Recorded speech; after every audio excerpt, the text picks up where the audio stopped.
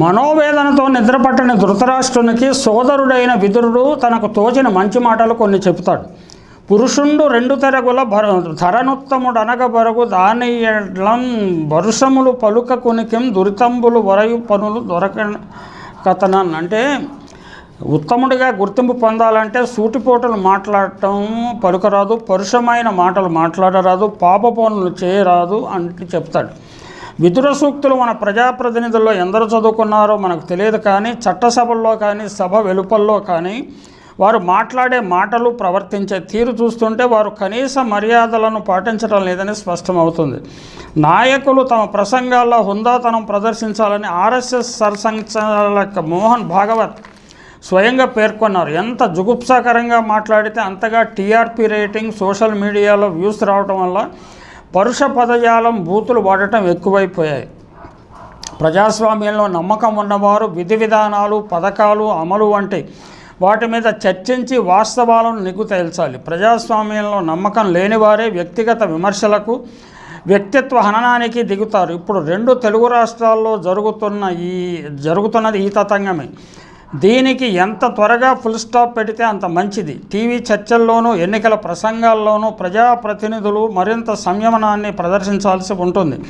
లేకపోతే అసలు చర్చ పక్కకు జరిగి కొసరు చర్చ ప్రాధాన్యత సంతరించుకుంటుంది.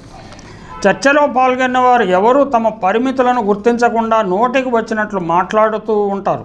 వ్యక్తిగత జీవితంలో చాలా మర్యాదస్తులుగా గుర్తింపు పొందిన వారు కూడా చర్చల సమయంలో, రాజకీయ ప్రసంగాల సమయంలో తమ సంయమనాన్ని కోల్పోతున్నారు.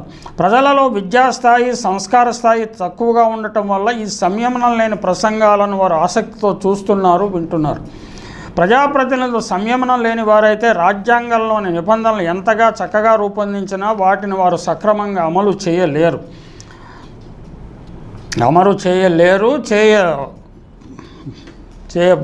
భవిష్యత్తులో కూడా చేయరు. ఇప్పుడు ఇండియాలో రాజ్యాంగ స్ఫూర్తిని దెబ్బతీయటానికి కృషి చేస్తున్న శక్తులు పని ఇదే.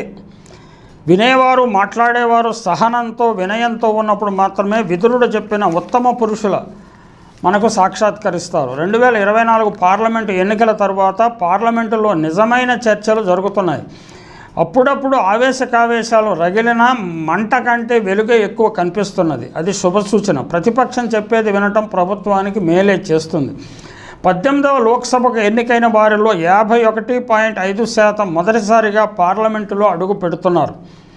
2019లో 49% మంది కొత్తవారు ఎన్నికయ్యారు. 2014లో 58% కొత్తవారు తొలిసారిగా లోక్సభలో ప్రవేశించారు. ఇలా కొత్తగా వచ్చిన వారిలో అద్భుతమైన వాదనా పటిమ ప్రదర్శించేవారు చాలా తక్కువ మంది ఉన్నారు. కనీసం వీరు విదురుడు చెప్పిన పరుష మాటలు పలకకపోవటం, పాపపు పనులు చేయకపోవటం ద్వారా దీర్ఘకాలం ప్రజాప్రతినిధులుగా ఉంటారు, దేశ సేవ చేయగలుగుతారు. అంటే ఇప్పటికి కూడా పార్లమెంటులో అద్భుతమైన వాక్పటిమను ప్రదర్శించేవారు సీనియర్ సభ్యులే కావటము గమనార్హము. అక్కడక్కడ అరుదుగా కొంతమంది వస్తుంటారు, లేరని కాదు, కొత్త వారిలో కూడా వస్తుంటారు. ఇది శుభసూచనే. నిజానికి వాక్పటిమ లేకపోతే విషయ పరిజ్ఞానం ఉన్నవారిని ప్రజాప్రతినిధులుగా ఎన్నుకుంటే విలువైన చర్చలు జరుగుతాయి, దేశానికి మేలు జరుగుతుంది.